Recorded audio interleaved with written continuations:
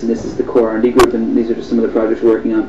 This is what we call the newspaper 2.0 table, and it's looking at these next generation of reader devices and really trying to stay ahead of the curve with these devices.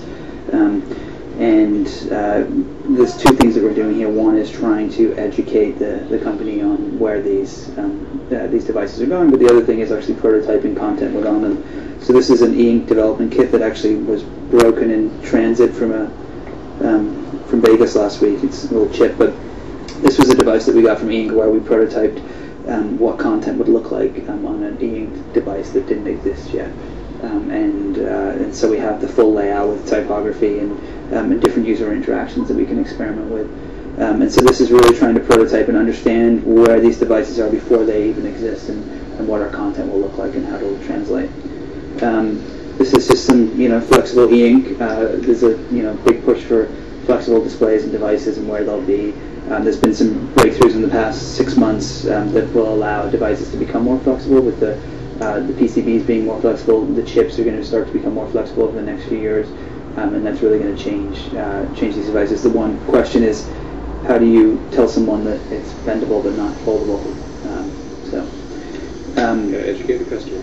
Educate the customer, and then a lot of it's just trying to understand the user interaction and really trying to work with the manufacturers. We work with Sony and Kindle and all these guys. We work with this guy Rob Samuels, who's the project manager at nytimes.com for these devices, and we're trying to work with all the device manufacturers to say, this is really how our content should work and how it should follow through. Another big thing that we always explore are the netbooks, these will put a whole different generation of people online, and we've been looking at how you tell stories on these machines. Some of them have multiple screens, some of them are touch screen. They're all different sizes, and we really have to understand how our content, the stories are told as well on there.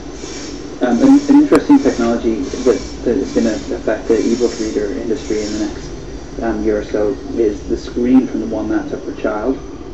Mary Lou Jepson came from One Laptop Per Child. She invented the screen, which is actually called Pixel Q, Pixel QI, and it's based off the e-ink technology and LCD, and it's mashed together, and it creates a color version of e-ink that you can actually switch between this LCD with full movement to e-ink in low light situations and low power and things like that. So she's going to be shipping those devices, the screens, in I think November of this year or so, which means we'll probably start seeing them in the marketplace in the next year and a half, which should be really interesting. We talk a bit about making the paper more interactive and adding functionality to this. This is just a ticky-tag RFID chip, and so here's an ad for Chanel. So if I could put this on my computer, it will go off and get the appropriate ad that goes along with that. So it automatically knows, because it's RFID, it's connected, that it's the Chanel ad that goes along with this experience. And since it's really trying to explore and understand where, RFID is, there's a company in Boston that's starting to explore printing RFID in paper at a penny to 5 cents a piece, which could really, open up different areas for advertising. As far as working with reporters, these are different GPS devices that we've been playing around with. We've given some to some reporters, and it actually automatically geocodes where they are, and whenever the timestamp of the story is uploaded, it then cross-correlates it and says this is where this story has been filed from with this photo, and automatically puts it on the map. And it's a whole different method of storytelling that nobody's really required to get involved with. It does it automatically. So we did this with the Frugal Traveler and a couple other reporters, and it's been pretty interesting to see that happen. Another application, going back to these new newsreader devices, is we're looking at touchscreen, constantly. Thank you, Windows.